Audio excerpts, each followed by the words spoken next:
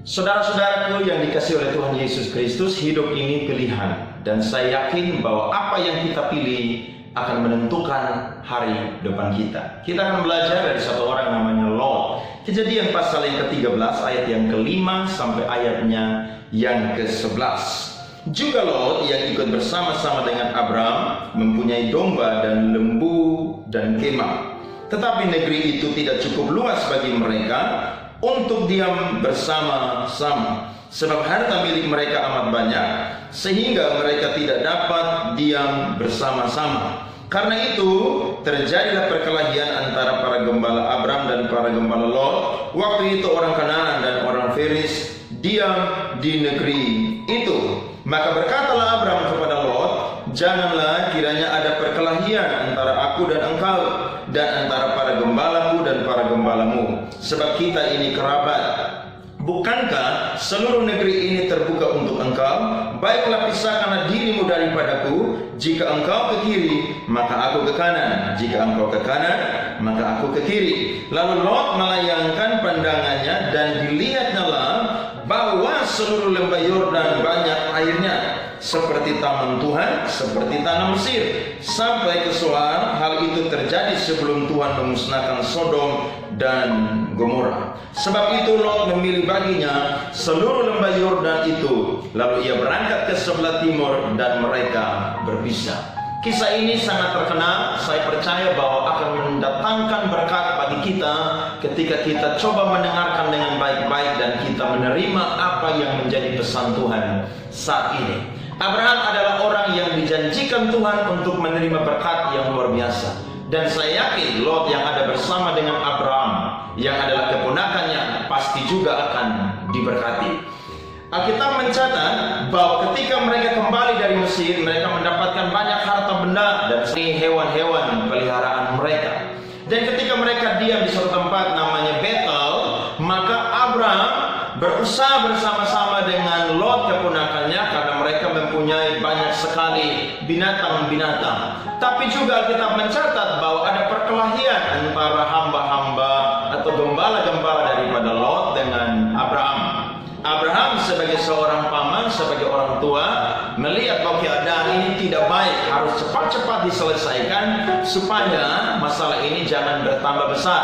Maka dia berkata kepada Lot, kita ini kerabat, kita ini keluarga, tidak perlulah kita ribut. Ayo, silakan menentukan pilihan. Kalau engkau ke kiri, maka aku ke kanan. Kalau engkau ke kanan, maka aku akan ke kiri. Sebenarnya apa yang Abraham sampaikan kepada Lot ini sesuatu yang baik, karena Abraham sebagai orang benar tidak ingin bermasalah, tidak ingin ribut, tidak ingin bertengkar, karena dia tahu bahwa sebagai orang beriman tidak boleh yang namanya bertindak semena-mena atas orang-orang yang berdampingan dengan dia. Tapi saya yakin bahwa ini adalah cara Tuhan supaya bisa membuat kita belajar, sehingga kita bisa menentukan pilihan-pilihan yang sesuai dengan apa yang menjadi rencana dan kehendak Tuhan. Abraham berkata, bukankah seluruh negeri ini terbuka untuk engkau? Berarti negeri itu cukup luas untuk dihuni oleh Abraham dan juga Lot, oleh gembala-gembala mereka dan juga ternak-ternak mereka. Tapi apa yang dilakukan atau yang dipilih oleh Lot sungguh-sungguh tidak sesuai dengan rencana dan kehendak Tuhan. Bukannya dia memilih tempat yang mungkin berdekatan dengan Abraham, tapi bersama-sama dengan Abraham, pamannya sebagai orang benar. Tapi justru dia memilih daerah lembah Yordan yang penuh dengan air. Dan dia tidak berpikir bahwa di daerah lembah Yordan kurang lebih ada 5 kota. Dan 2 kota yang sangat jahat yang dicatat oleh Alkitab adalah Sodom dan Gomora. Dia tidak tahu bahwa ketika dia melihat, dia berkemah di sana, dan akhirnya dia tinggal di sana, akan mendatangkan kerugian bagi dia, akan mendatangkan keburukan bagi dia, bahkan hidupnya akan hancur, tidak penuh dengan sukacita, karena hidup berdampingan dengan orang-orang fasik dan juga orang-orang berdosa. Dan Alkitab mencatat bahwa Tuhan memusnahkan kota Sodom dan Gomora. Lot keluar dari tempat itu tidak membawa apa-apa.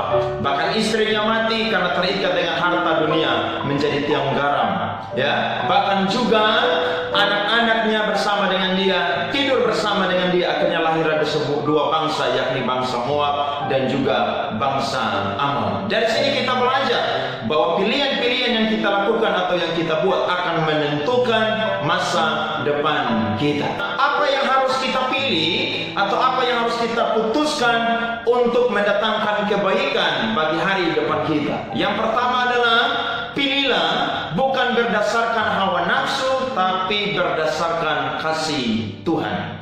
Lot melihat bahwa ketika dia tinggal nanti di lembah Yordan, dia akan menjadi orang yang kaya, dia akan menjadi orang yang makmur, dia akan menjadi orang yang berhasil karena daerah itu subur. Dia sudah berpikir, sudah merencanakan sesuatu yang jauh di depan dia, bahwa dia akan hidup lebih makmur, lebih kaya, lebih diberkati, lebih berbahagia daripada Abram pamannya. Tapi justru apa yang dia lakukan sungguh-sungguh mendatangkan kedukaan bagi dia, bahkan penderitaan bagi dia. Dia memilih sesuatu yang baik secara mata, yang enak secara hati, maupun juga yang nikmat secara pikiran. Dia merasa bahwa ketika dia tinggal di lembah Yordan, maka dia akan jadi orang yang sungguh-sungguh melihat bagaimana sukses ada di depan dia dan ada di tangan dia. Tapi justru Alkitab mencatat dia tidak mendapatkan apa-apa. Ada banyak orang, saudara, yang menikah bukan karena melihat pasangannya takut akan Tuhan, cinta kepada Tuhan, tapi karena hawa nafsu. Mungkin karena ganteng, mungkin karena cantik, mungkin karena punya banyak fasilitas atau pasangannya kaya, tanpa dia melihat bahwa yang menjadi fondasi atau alasan yang paling pertama adalah cinta dan takut kepada Tuhan. Ada banyak orang yang berusaha tanpa melihat bahwa apa yang dia kerjakan itu baik atau tidak. Yang penting dia bekerja, uang yang dia dapatkan sehingga dia diberi label orang yang sukses atau orang yang berhasil. Tapi mungkin bisnisnya penuh dengan tipu daya yang sungguh-sungguh tidak berkenan di hati Tuhan. Ada orang yang bekerja bukan karena bekerja supaya menjadi berkat di mana dia bekerja, tapi dia ingin bekerja supaya dia mendapatkan uang yang tidak halal. Aturan-aturan firman Tuhan dia tidak perlu mengikuti. Yang penting dia mendapatkan uang dan bisa bergaya atau melakukan kehidupan yang penuh dengan hedonisme. Saudara-saudara, buatlah pilihan yang bukan berdasarkan hawa nafsu, tapi berdasarkan kasih Tuhan. Yang kedua adalah buatlah pilihan bukan berdasarkan emosi, tapi penuh dengan penguasaan diri. Alkitab tidak mencatat bagaimana emosi yang sungguh-sungguh dituangkan atau yang dikatakan oleh Lot. Tapi saya yakin pasti Lot sebagai seorang keponakan pun juga penuh dengan emosi dan pasti berkata kepada Abram, sudah kita berpisah saja, saya akan ke lembah Yordan dan silakan paman pergi kemana saja. Yang penting saya akan bahagia, saya akan makmur bersama-sama dengan keluargaku nanti. Tapi yang kita lihat bahwa ternyata yang dia lakukan bukan penuh dengan penguasaan diri, tapi penuh dengan yang namanya emosi. Dan akhirnya kehidupannya bukan tambah baik, tapi tambah hancur dan tidak mendapatkan segala-galanya. Dia tinggal di daerah Sodom dan Gomora yang penuh dengan dosa dan kejahatan. Ada keinginan daging di sana, ada keinginan mata di sana, dan juga ada keangkuhan hidup di sana yang membuat mereka menjadi orang-orang yang akhirnya dimurkai oleh Tuhan. Tuhan mengirim api belerang dan menghanguskan Sodom dan Gomora. Saudara-saudara, buatlah pilihan bukan berdasarkan emosi, tapi penuh dengan penguasaan diri. Kalau engkau sedang bertengkar, sedang marah dengan seseorang atau keluarga dalam rumah tangga, jangan ambil keputusan berdasarkan emosi, tapi saudara perlu penuh dengan penguasaan diri. Karena saya yakin kalau saudara orang Kristen, orang benar, penuh dengan buah-buah roh, salah satunya adalah penuh dengan penguasaan diri. Dan yang ketiga adalah buatlah pilihan bukan berdasarkan kata hati, tapi apa kata Tuhan. Kitab Yakobus mencatat bahwa ketika orang ingin melakukan sesuatu dalam perencanaannya, jangan pernah melupakan Tuhan di dalam perencanaan. Kalau saudara ingin bikin sesuatu, coba saudara berdoa dulu kepada Tuhan. Saudara membaca firman Tuhan. Saya yakin Tuhan akan berbicara kepada saudara untuk saudara bisa melakukan apa yang menjadi kehendak Tuhan. Hati kita atau kata-kata yang ada di dalam hati kita kadang-kadang bisa salah. Tapi firman Tuhan tidak akan pernah salah, karena firman Tuhan akan mendatangkan kebaikan dalam kehidupan kita, bukan kejahatan, keburukan, bahkan kerugian di dalam kehidupan kita. Hari ini kita belajar supaya kita menjadi bijak seperti Abraham. Kalau ada orang yang bertengkar dengan kita, ada orang yang bermasalah dengan kita, tidak perlu kita ribut-ribut, tidak perlu kita bertengkar.